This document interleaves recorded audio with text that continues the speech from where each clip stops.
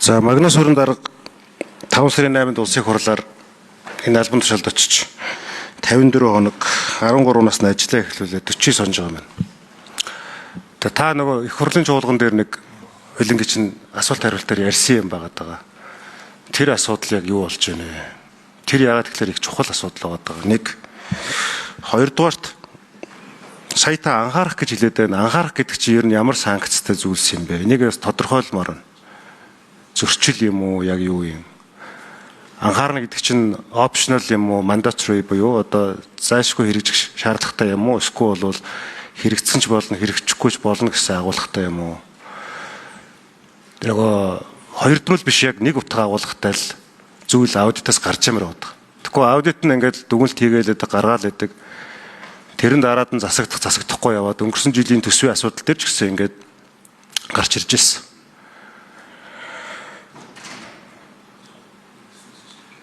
Сангийн сайдаас 233 байгууллагын нэг ихний 739 тэрбум гээд орж ирж байна.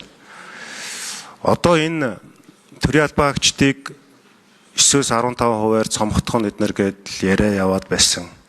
Тэр яг энэ манай энэ хууль хүчний байгууллага, хууль хэрэгжүүлэх, шудраг ашиг тогтоох байгууллагуудын төсөв дээр тодорхой орон тоог цомготох, тэр дундаа дарга нарыг бууруулах тийм тооцоол байгаа юу? Байхгүй бол яагаад, байгаа бол яагаад хичнээн хуваар юм бэ гэж. Цагдаагийн ерхий газар ч гэдэм үү яг ингээд одоо гал барьдаг газрыг харахаар бол одоогийн байгаа оронтоо нь бол бас л хурж ядаал яваад байгаа харагдаад байт. Шүүхийн шийдвэр дээр ч гэсэн ингээд хурж ядаал харагдаад байт. Тэгээд 3-4 хүний хийх ажлыг 2 хүн тулчдаг. Тэгээ 24-24-оор тулаа хийчихлээр бүтээмж нь ундаг. Яг иймэрхүү юм харагдаад байгаа байхгүй юу? Шүүхийн шийдвэр гүйцэтгэх ерхий газрууд дээр ингээд очихлоор нэг тиймэрхүү.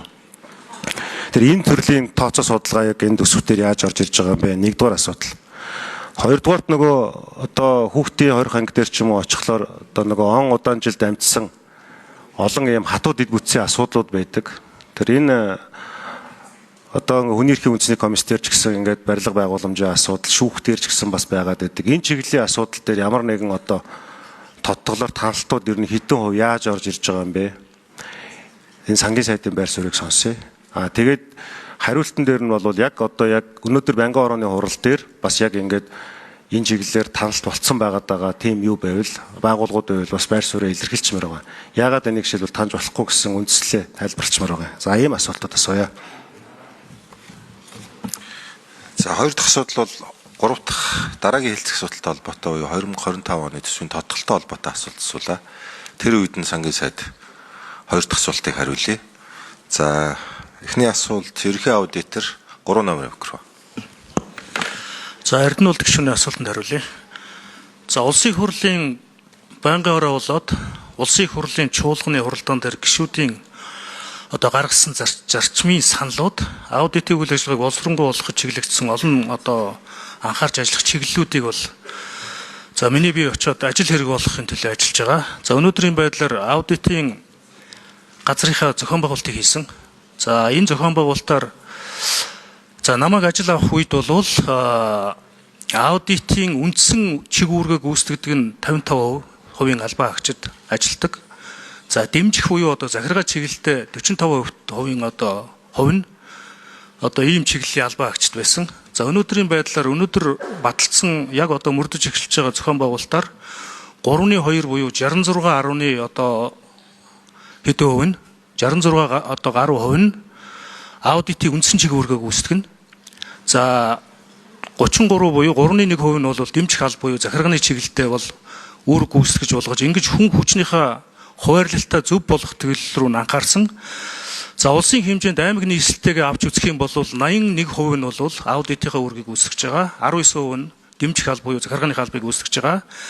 За дээр нь нэмээд энэтэйгээ холбогдуулаад аудитын үндсэн чиг үүрэг гүйцэтгэдэг 5 одоо үндсэн нэгжүүдтэй болсон.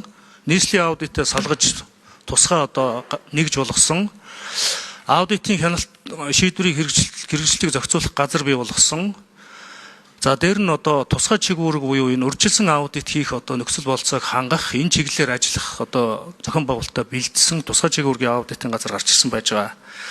За дээр нь аудитын хэрэгжилтийг онцгойлон анхаарч ажиллах нэгжээ байгуулсан. За бүх одоо мэдээлэлээ нэгтгэж хяналтанд авч цаашдаа анхаарна, урьдчилан аудит хийн, мөн одоо цахим аудит хөтөлбөрийг хэрэгжүүлэх энэ чиглэл рүү бол бүх зүйлээ ингэж хандуулж ажиллаж байгаа гэдгээ нэгдүгээрт одоо хэлье. За хоёрдугаарт анхаарах гэдэг дээр болохоор зэрэг ер нь бол улсын хурлын өөрөө шийдвэрлэх бүрэн эрхийн асуудал дээр энийг анхаарч үзээсэй гэдэг ийм санал хэлж байгаа. За хоёрдугаарт нь болохоор бид нар энэ удаа улсын хурлын тогтоолын төсөл гаргах одоо ийм саналыг төсвийн банкаараа төсвийн зарлагын хяналтын дэд хороонд одоо бас саналаа бэлтгэж өгч байгаа. Ягаад гэвэл одоо олон удаагийн аудитор ингээд дахин давтагдаад байгаа, он удаан жил давтагдж байгаа энэ асуудлыг нэгмөр улсын хурлынхаа холбогдох үтсийн нэгжүүтэй хамтарч шийдвэрлэхгүй бол жил болгоны аудитын дүгнэлтэнд ийм яваад байгаа учраас бид нар энэ дээр бас анхаарч ажиллах үүднээсээ ийм тогтоолын төсөл бас оруулж ирж мэрэгжлийн банкны орон дээр энийг тавьж шийдвэрлүүлнэ гэсэн